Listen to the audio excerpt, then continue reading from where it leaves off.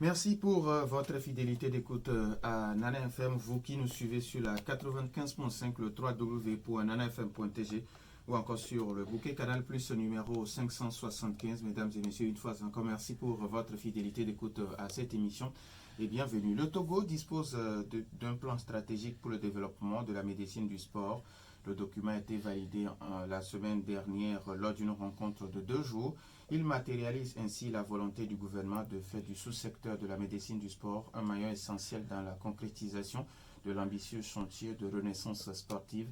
Nous abordons le sujet ce matin avec Dr Pata Sidro. Il est le directeur de la médecine du sport et du contrôle de dopage au Togo. Docteur, bonjour. Bonjour. Merci d'avoir accepté notre invitation. Merci, c'est un plaisir pour moi. Alors, les auditeurs, vous avez donc la possibilité d'intervenir dans ce débat sur nos 2 numéros, 91 09 71 71 ou le 96 61 58 58, mais à partir de 7h35 avec Élisée Gabadovi à la mise en onde. Je m'appelle Norbert Djouradi. Une fois encore, merci pour votre fidélité d'écoute. Docteur, avant d'aller dans le vif du sujet qui nous réunit ce matin, que comprendre du thème dopage et puis quand parle-t-on de dopage? D'accord, merci. Le dopage, c'est quand le sportif prend des substances dans l'objectif de booster sa performance ou des substances pour cacher d'autres substances qu'il aurait prises pour booster cette performance. Donc le même athlète ou bien un sportif peut prendre une substance pour booster sa performance et une autre pour cacher ça, pour qu'on ne le retrouve pas.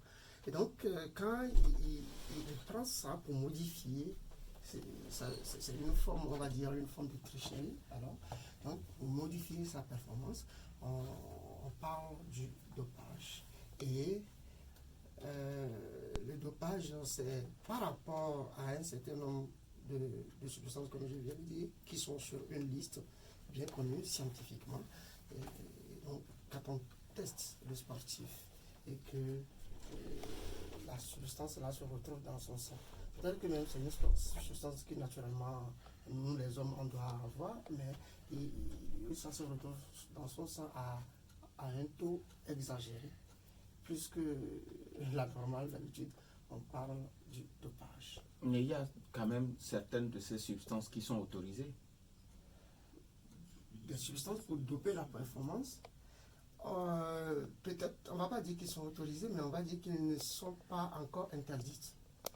Parce que vraiment, les gens prennent beaucoup de choses. Certaines sont déjà sur la liste des produits interdits. Et d'autres ne sont pas encore reconnus comme substances interdites. Et donc, on ne va pas dire qu'ils sont autorisés. Normalement, le sport, ça devait être le franc jeu. Naturellement, chacun joue avec ses atouts. Et chacun compétit avec ses atouts et ne prend rien pour modifier ses performances. Alors, ça devait être d'égal à égal. Alors, maintenant, au Togo, qu'est-ce qui se fait pour contrer le phénomène? Au Togo, il y a beaucoup de choses qui se font. Et vous savez, il y a le comité antidopage qui est là depuis. C'est un comité interministériel qui regroupe les cadres du ministère des Sports et de l'Asie, mais d'autres ministères comme la sécurité, l'enseignement, et ainsi de suite, qui travaillent. Ils font. Ce comité fait beaucoup de choses. On fait de l'éducation des athlètes, on fait de l'information, de la communication. Parce que d'abord, il faut que la personne sache ce que c'est que le dopage. Il faut que la personne sache que tel produits sont interdits. Donc, c'est ce qui est en train d'être fait donc, pour porter l'information, faire prendre conscience à ces sportifs. On est en train de travailler aussi, de communiquer sur les effets sur la santé du sportif, d'accord, à cause de la prise de ces substances. Ces substances, non seulement peuvent booster leur performance, mais peuvent avoir des effets néfastes sur leur santé. Et donc, c'est ce que le comité fait actuellement. Maintenant, de temps en temps, de façon inopinée, il y a des contrôles. Il y a des contrôles qui sont décidés par depuis l'organisation régionale. On dit à la fin de telle compétition, il faut tester au hasard tel numéro. Et on fait des prélèvements qu'on envoie et les résultats arrivent après. Alors, on sait que le Togo dispose désormais d'un plan stratégique pour le développement de la médecine du sport. D'abord, qu'appelle-t-on médecine du sport et puis de quel constat êtes-vous parti? De quel constat? Oui. D'accord. D'abord, la médecine du sport, c'est cette spécialité médicale-là qui s'occupe de prévenir, de diagnostiquer et de traiter les blessures et maladies induites par l'activité sportive et de donner des conseils à l'athlète pour qu'il puisse améliorer sa performance. Cette médecine participe aussi à la détection, à la sélection, au suivi et à la surveillance de ces sportifs-là. Donc, c'est une médecine où il y a divers domaines.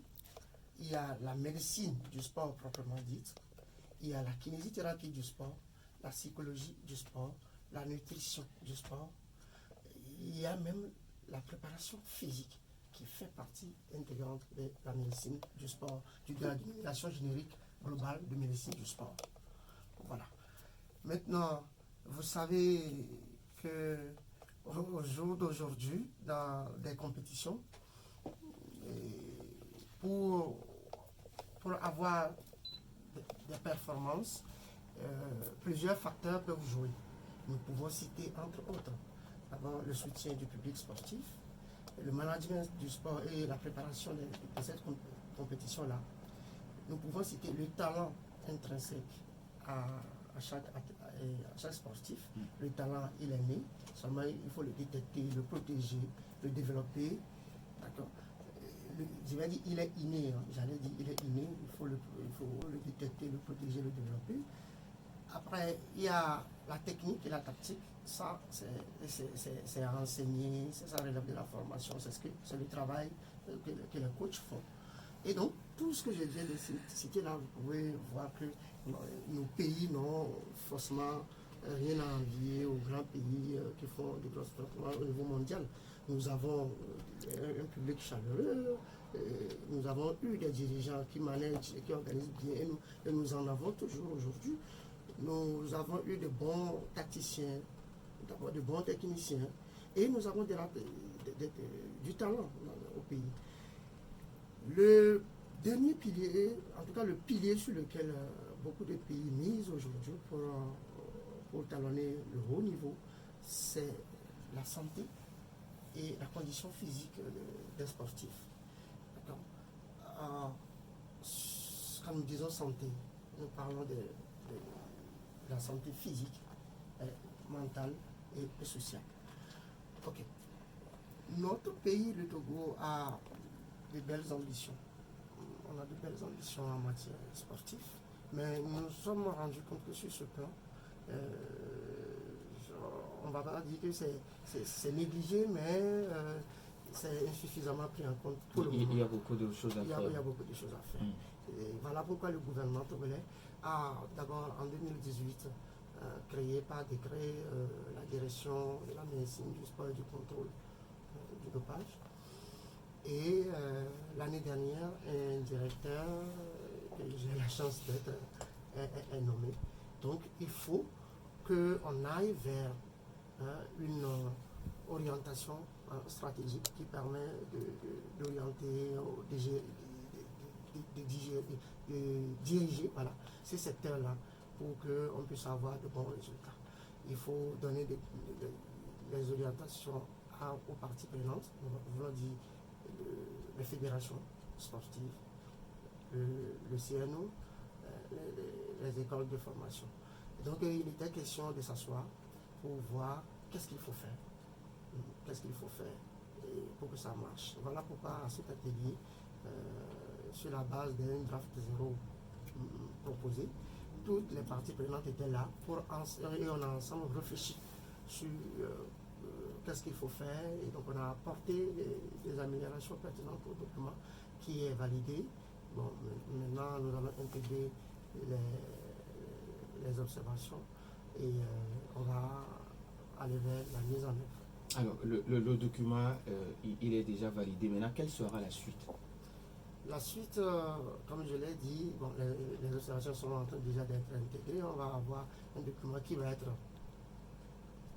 divulgué, d'accord, et on va essayer de voir comment le mettre en œuvre. Donc, on va se batailler pour pouvoir se donner les moyens pour pouvoir mettre en œuvre toutes les dispositions qui sont comprises dans ce document, qui prend en compte l'année 2023, la période 2023-2027. Alors, ce qui veut dire que déjà à partir de 2027, nous aurons des athlètes plus compétitifs que ce que nous connaissons aujourd'hui. Oui et non, parce que, bon, je ne vais pas dire non, mais oui, normalement, parce qu'en réalité, la médecine du sport, c'est une partie. Elle va essayer de jouer sa partition et nous espérons vraiment que sa contribution va permettre qu'on ait des résultats sur le terrain. 91 09 71 71 ou le 96 61 58 58. On reviendra un peu plus sur le contenu du document, mais on va donner la possibilité aux auditeurs sur nos deux numéros 91 09 71 71 ou le 96 61 58 58 après la courte pause. 80.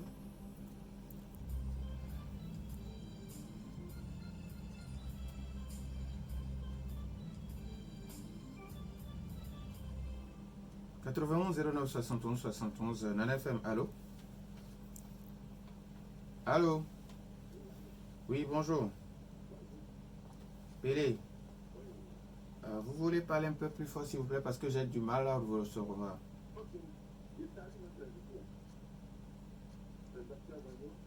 Bonjour. Vous parlez de la santé dans le sport. La santé à docteur, je crois que je parle aussi de ces choses. C'est que lorsque vous êtes dans le cas pour l'amener de tout, sur un cas comme le cas de Costa à Paris, en tant que joueur, aujourd'hui il faut que je teste. Les joueurs sont malades d'abord. Ils sont malades d'abord. Quand ils voient ce stade-là, le stade du stade, ils sont malades. Donc, il faut rester. Ça, c'est la première question. Ce qu'il faut dire pour ce que vous êtes en train de dire, parce que vous ne voulez pas aller au fond de tout ce que vous êtes en train de raconter sur le terrain. Donc, vous n'avez pas de mots. Ça, c'est ça. Ça veut dire que oui, mais non, ça. C'est-à-dire, si vous voyez au pays qu'il y a un stade conformément à tout ça aujourd'hui, et que le pays n'en a pas, vous pensez à des choses très graves que vous ne pouvez pas faire ce travail. Donc, c'est à partir de là que vous pouvez demander à l'État congolais de vous construire des stades de football, de foot ou de bon gradé. Merci beaucoup. Appelez 91 09 71 71 ou le 96 61 58 58. Nos auditeurs ont toujours la possibilité. Nous avons notre auditeur. Nana FM, allô? Oui, bonjour. Votre nom, s'il vous plaît? Oui, votre nom? Monsieur Claude. Depuis? Généralement, dans le championnat, on ne connaît pas championnat dans les quartiers. Après, je dis, on commence par discuter des produits, dans les roches, les paquets, tout ça là. Et bon, arrivé au niveau, on les voit, ils pouvaient le faire, ils le répondent plus, parce que peut-être on leur a interdit peut-être le mais le problème est que dès la base, ils n'ont pas connaissance de la composition des produits qui sont interdits, par exemple. Donc, je voulais savoir, est-ce qu'il y a une possibilité que les docteurs et son comité arrivent à faire ça? Merci beaucoup à monsieur Claude. Le docteur va vous répondre. Je vais vous reprendre les questions une à une. Nana FM, allô? Oui, bonjour Michel. Comment allez-vous? Allez-y, on vous écoute. Je crois que ce thème-là, c'est un thème qui m'ensemble. Parce que ce que le docteur est en train de dire là-bas, je crois que c'est un effet de France. Parce que lorsque le ministère des Sports a lancé le sport pour tous, la politique de sport, une fois par mois, qu'est-ce que cela a donné? Ça a commencé avec le ferveur et après. Et donc, c'est dire qu'il faut en réalité une politique sportive dans mon pays. Vous verrez que la part de l'éducation physique n'a aucune importance dans le système éducatif de l'Europe. Quand vous prenez l'Institut de la jeunesse et sport et la faculté de médecine, il n'y a aucun lien. La cause, c'est qu'ailleurs, on parle de faculté de médecine et de pharmacie. C'est comme vous dites, l'éducation physique plutôt. Mais chez nous, bon, les médecins, vous regardez un sportif comme si c'est quelqu'un de sous-élevé ou bien sous-professionnel. Ça dit qu'on ne prend pas de aucun lien d'ailleurs. Alors que normalement, ils doivent travailler en relation intime. C'est ça. Donc, ce qui veut dire tout simplement que notre politique sportive ne nous permettrait même pas d'atteindre tout ça là. Et encore, de l'argent pour financer tout ça là. Lorsque nous sommes sur le CFA, nous sommes 50% de nos avoirs. Si nous ne sommes pas indépendants financièrement, je ne pense pas qu'on puisse développer des moyens et les utiliser pour augmenter le sport. Parce que le sport coûte cher. Le sport coûte cher. Si vous voulez vraiment vous développer, vous faites une politique sportive et vous mettez les moyens en place. Sinon, c'est encore un effet d'annonce. Merci. Merci à vous aussi. 91 09 71 71 ou le 96 61 58 58. Les auditeurs ont toujours la possibilité. Et nous en avons encore un en ligne. Nana FM, allô? Oui, allô, bonjour. Ah, c'est Dadi Dogome, bonjour. Bonjour à votre invité. Bonjour. Bon, parlons de sport. Oui. Quand on parle de sport, ça veut dire qu'on parle d'endurance physique. Et l'endurance physique nécessite le muscle, le cœur, les poumons.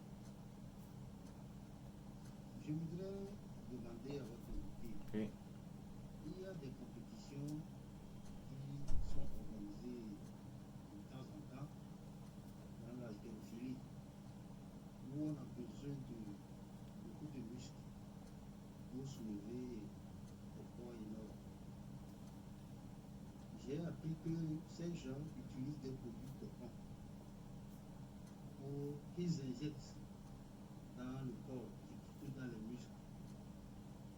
Est-ce que cette médecine qui nous parraine va prendre en compte ces genres de pratiques? Parce que, à ma connaissance, c'est des trucs qui donnent beaucoup de tonus, mais qui affaiblissent le cœur. Maintenant, pour terminer, Oui. nous avons les drépanocytaires. La drépanocytose, qui est une maladie du sang, qui fait que l'endurance n'y est pas. Est-ce que ils vont trouver des moyens pour aider ces gens pour que s'ils veulent faire aussi du sport, ils puissent y arriver? Et pour terminer, Oui. il y a un médicament qui circule beaucoup à Lomé et que nos petits frères utilisent souvent pour avoir de l'endurance. Je vais parler de tramadol. Est-ce qu'il peut nous dire les dégâts que peut causer ce médicament? Merci, bonne journée. Merci et bonne journée à vous aussi. Je pense qu'on va prendre le tout dernier auditeur. Papa Sibiti, bonjour. Bonjour, mon directeur. Comment allez-vous? Il y a le canard, alors qu'il est bien, il n'est pas sorti. Bon. Bonjour, mon docteur. Bonjour. Aujourd'hui, répondez-moi. Oui, bon, en fait, notre auditeur aime qu'on l'appelle Papa Sibiti, donc vous allez dire s'il vous plaît, bonjour Papa Sibiti. Bon, le sport, en médecine, c'est bien. Voyez, aujourd'hui, dans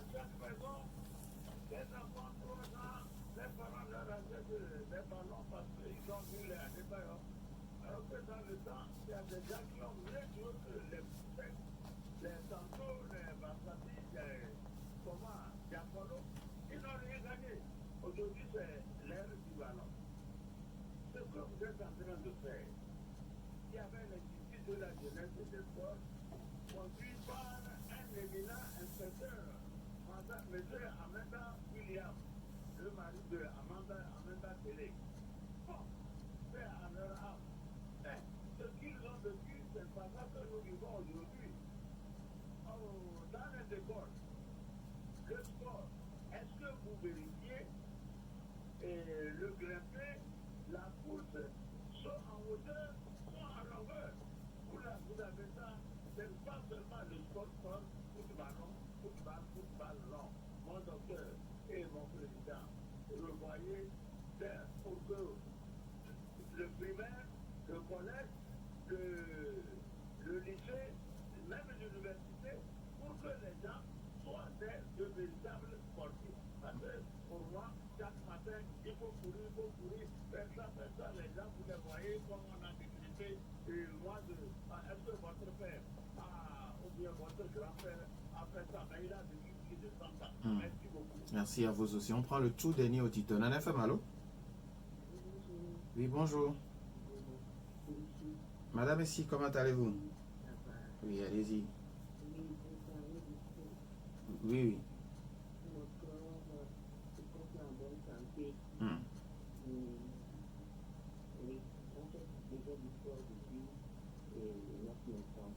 Et puis, parlez-nous des réformes à faire pour bien manger, pour profiter des biens de la République, pour bien manger, quoi. Le sport, tout ça là, on le fait tous les jours déjà. Et puis cette journée de sport là, qu'on avait instituée, il paraît que c'est l'OMS, c'est pas la ministre qui l'a instituée. Madame ici, là, je ne sais pas si le docteur a réponse à ça. C'est pas la ministre. Aucune ministre n'a institué un truc pareil. Mais ça de la fameuse OMS encore. Nous disons. Il faut rétablir les faits. D'accord. Merci beaucoup à Madame ici. Je pense que nous n'allons plus recevoir d'auditeurs, mais on va donner maintenant la possibilité au docteur de répondre aux questions. Vous avez suivi les uns et les autres. Alors, notre premier auditeur qui parle des infrastructures qui rendent malades les sportifs, parce que quand il a donné l'exemple d'un certain nombre de stades, quand il prend le stade Oscar Anthony, il dit que quand vous voyez déjà l'infrastructure, ça rend malade les athlètes. Est-ce que vous avez des moyens pour amener d'abord ces athlètes et puis est-ce qu'aujourd'hui vous êtes prêt à demander au gouvernement de construire des infrastructures adaptées? Merci. Il est vrai qu'il y a beaucoup d'efforts à faire en matière d'infrastructures sportives au pays. Je rappelle aux auditeurs que moi je suis médecin. J'ai en charge de la direction de la médecine du sport, du contrôle du dopage. C'est vrai, il y a un lien entre l'état on ne peut pas dire qu'il n'y a pas de lien entre l'état des infrastructures et la santé des sportifs, mais je ne saurais répondre à leurs questions. Il faut que celui qui la bonne personne pour répondre à la bonne question. Mais je peux dire quelque chose. Le gouvernement fait des efforts. Et nous avons beaucoup de priorités dans le pays aujourd'hui. Et donc, en matière sportive, je sais qu'il y a des projets de construction des stades qui vont venir. Ça n'a pas encore vu le jour, mais je sais que ça va venir. Mais ailleurs, ce n'est pas que le gouvernement qui construit des stades. Nous connaissons les pays développés, des stades. Il y a des stades qui appartiennent aux clubs, à des clubs. Donc je pense que c'est des réflexions à mener pour ne pas tout laisser sur le dos du seul gouvernement et que le privé puisse voir. Parce que les stades aussi, c'est un investissement qui peut être rentabilisé. Ailleurs, ça fait beaucoup d'argent quand vous parlez. Vous prenez l'Olympique lyonnais, et voilà, avec le stade lyonnais, Voilà, c'est un stade qui rapporte beaucoup. Donc, on doit voir, ce que je pense, c'est l'économie sportive. Et on doit y penser. Je crois que le privé a sa partition à faire aussi pour accompagner le gouvernement. Et petit à petit, ça va aller. Alors, M. Claude Davedi qui dit qu'aujourd'hui, quand vous voyez nos championnats, les compétitions dans les quartiers, les jeunes se permettent de prendre des produits dopants. Et c'est quand ils arrivent au haut niveau et ils sont contrôlés maintenant pour ne pas être dopés, ils n'arrivent plus à être performants sur le terrain. Est-ce que dans le document, vous avez prévu une partie sensibilisation à l'endroit de ces personnes? Il faut dire que nous avons un comité antidopage, que je l'ai dit tantôt, regroupe les cadres du ministère des Sports et des Loisirs et du ministère de la Sécurité, du ministère de l'Éducation. En tout cas, c'est un comité interministériel. Il y a un plan stratégique de lutte contre le dopage qui est un terme qui va être renouvelé. D'accord, le plan stratégique va être renouvelé. Et donc, le plan qui est validé jeudi prend en compte le sport en soi. Maintenant, il y a le plan stratégique de lutte contre le dopage qui prend en compte la lutte contre le dopage. Donc, un travail se fait déjà sur le terrain. Le travail va être poursuivi pour que il y ait de moins en moins, sinon zéro dopage dans le sport. Alors, Michel qui demande qu'aujourd'hui, pour que nos athlètes soient compétitifs sur tous les plans, il faut une politique sportive. Et il dit que dans notre pays, il n'y a aucun lien entre l'INJS et puis la faculté de médecine. Alors, est-ce qu'il y a des travaux, surtout avec ce nouveau document qui est validé, est-ce qu'il y aura ce lien finalement? Non, vous voyez, la faculté de médecine est sous le ministère. Vous savez, les facultés, c'est à l'université. Et qui parle de l'université, dit le ministère de l'enseignement supérieur et de la recherche. Pareil pour l'INJS. Les deux relèvent du ministère de l'enseignement supérieur et de la recherche. Donc, c'est normal que petit à petit, qu'il y ait... on ne peut pas dire qu'il n'y a pas de lien. On ne peut pas dire qu'il n'y a pas de lien. Déjà, entre sport et médecine, j'ai évoqué toutes les spécialités médicales, donc on ne peut pas dire qu'il n'y a pas de lien. Mais avant, l'INJS était au ministère des Sports. D'accord. Maintenant, l'INJS est au ministère de l'enseignement supérieur et de la recherche, au même titre que le ministère de la faculté de médecine et des sports. Je pense que petit à petit, il va y avoir ce travail-là qui se fait. Voilà. Alors lui, il pense que les deux facultés, l'Institut de la jeunesse et des sports et puis la faculté de médecine doivent travailler en connivence pour le développement du sport et puis pour le bien-être des sportifs. Oui, bon, pourquoi pas. Mais n'oubliez pas, la faculté de médecine et des sports forme les médecins et la faculté de médecine et de pharmacie, excusez-moi, forme les médecins et les pharmaciens. D'accord, qui sont avec diplôme de doctorat. D'accord. Donc, pour que le lien, c'est après doctorat. Il faut que le lien se rétablisse. C'est après doctorat. Quand nous parlons de spécialisation dans tel domaine, spécialisation dans tel domaine. Voilà. Je ne pense pas, c'est vrai, le sport, c'est un moyen pour la politique de santé publique. D'accord? C'est un moyen pour la politique de santé publique, mais je ne pense pas qu'on va commencer par enseigner du sport en médecine ou en pharmacie, mais je sais que on peut, la médecine, surtout la médecine du sport, est en train d'être enseignée à l'INJS actuellement.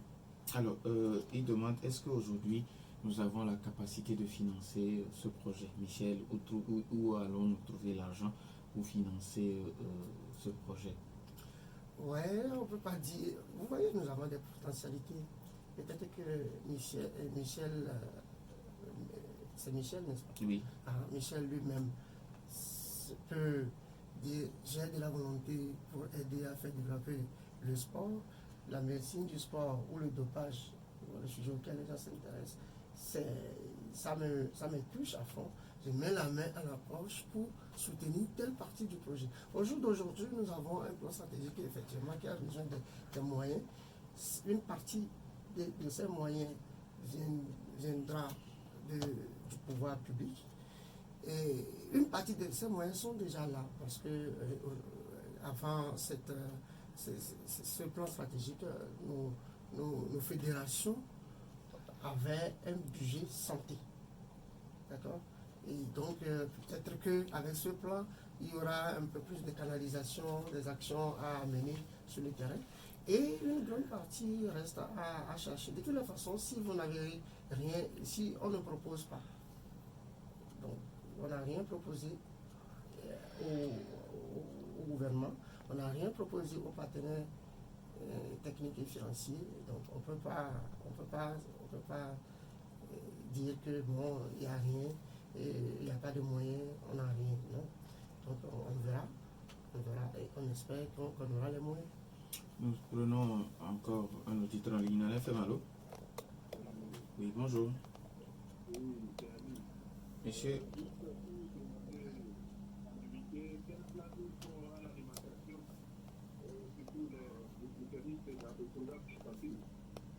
Merci beaucoup.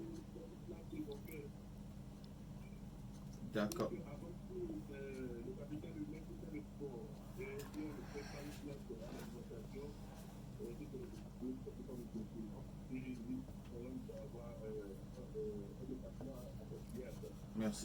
Merci beaucoup. Alors, docteur Yamas Dadido Gomé qui parle qui, selon lui, le sport, c'est l'endurance physique. Et au niveau de l'haltérophilie, il y a ces athlètes qui prennent des produits dopants. Est-ce que vous allez prendre en compte ces pratiques? Oui, le dopage, on ne va pas dire qu'il y en a partout. Bon, moi, nous n'avons pas, en tout cas, moi, je n'ai pas la preuve qu'ils prennent des produits dopants. On verra au moment venu s'ils sont testés, ils sont positifs. Mais d'une manière générale, les produits dopants pour avoir de la condition physique, ce n'est pas des choses qui n'existent pas dans le sport, c'est des choses qu'on a déjà vues. On pense que c'est possible que ça existe. Mais comme je le disais au départ, il y a un travail qui est en train d'être fait, qui va être plus amplifié, qu'on va accentuer plus le travail sur l'éducation des sportifs d'une manière générale. Il faut qu'ils comprennent l'effet de ces produits dopants sur leur carrière.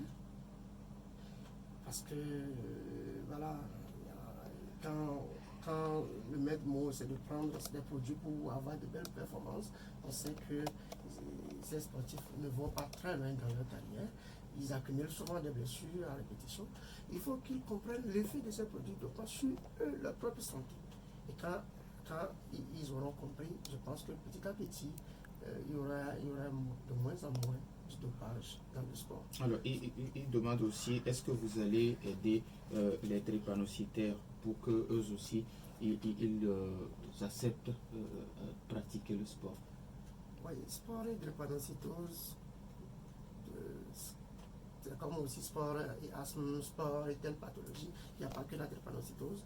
Donc je pense qu'avec le temps, on va pouvoir développer des programmes pour des spécificités, des cas particuliers qu'il y a, et pour pouvoir leur donner des conseils qu'il faut par rapport au sport, et pour qu'ils sachent quel sport ils peuvent faire, quel sport ils ne peuvent pas faire, et comment, et tout. Donc tout ça, c'est des choses qui vont arriver. Alors, la dernière partie de la question de Massa Dadido Gomi qui parle de tramadol, ses effets sur la santé. Aujourd'hui, on sait que beaucoup de jeunes en prennent. Oui. Le tramadol, jusqu'à maintenant, n'est pas sur la liste des produits interdits, mais on sait ce que ça fait, et on sait à peu près. Et je sais que l'Agence mondiale antidopage est en train de travailler actuellement pour que le tramadol puisse être inscrit sur la liste des produits dopants. À partir du moment où c'est inscrit, il va être pris en compte comme produit ou substance dopante par rapport à la sensibilisation et par rapport au test aussi. D'accord, au test, je vais dire le contrôle du dopage sur le terrain. Alors, Monsieur Ali qui demande quelle est aujourd'hui la place de la nutrition, de l'alimentation dans ce document que vous venez de valider. La nutrition a une belle place dans ce document. Comme je le disais au départ, nous entendons par médecine du sport tous les domaines de la médecine du sport, proprement dite, mais il y a la nutrition du sport, il y a la kinésithérapie du sport, il y a la psychologie du sport, et donc il y a même la préparation physique. C'est un travail d'équipe. Ce ne sera pas que le médecin, c'est pas que le médecin, c'est un travail d'équipe. Et le nutritionniste a sa belle place. Il faut, vous savez, l'alimentation, l'aliment, c'est le premier médicament. L'aliment, et donc, pour avoir de belles performances, il faut une alimentation appropriée. Et donc, la nutrition, la diététique a une belle place dans ce plan. Alors, docteur, il nous reste pratiquement 30 secondes. Si vous avez un message à l'endroit de la population, il y a des questions de papacité, est-ce qu'il y a des suivis qui sont faits dans les établissements scolaires? Bon, la question de madame ici, ça concernait beaucoup plus l'alimentation, donc vous avez essayé de lui apporter des solutions. Maintenant, est-ce qu'il y a un suivi qui est fait dans les établissements et puis vous enchaînez avec votre mot de fin? Merci. Donc, c'est de dire à la population de croire à la politique du ministère des Sports et de l'Asie qui travaille beaucoup pour améliorer les choses aujourd'hui. Cette politique prend en compte aussi le milieu scolaire dans la pratique sportive. Actuellement, il est vrai que le milieu scolaire relève beaucoup plus du ministère en charge de l'éducation et de l'enseignement. Donc, mais le ministère du sport est là et organise les compétitions sportives qui sont encadrées par des équipes médicales. Donc, il n'y a pas de doute. Il y a un travail qui est fait, vous avez suivi l'année dernière. Cette année, c'est déjà lancé par rapport au championnat scolaire et universitaire. Donc, et la direction qui est en charge n'est pas seule. Nous, côté médical, on s'associe à cette direction pour faire du travail. Donc, nous allons demander aux plus sportifs de soutenir la politique du ministère. Et nous avons de belles jours devant nous. De beaux jours, excusez-moi, devant nous. Merci. Merci au docteur Sedjoro Bata. Il est le directeur de la médecine du sport et du contrôle de dopage. Merci également à Élisée Gabadovia à la mise en onde. Merci aussi à Maïmouna Hassan derrière la caméra pour notre page YouTube. Merci également aux auditeurs pour leur fidélité d'écoute à cette émission. Je suis Norbert Djoubadi. Bonne suite de nos programmes.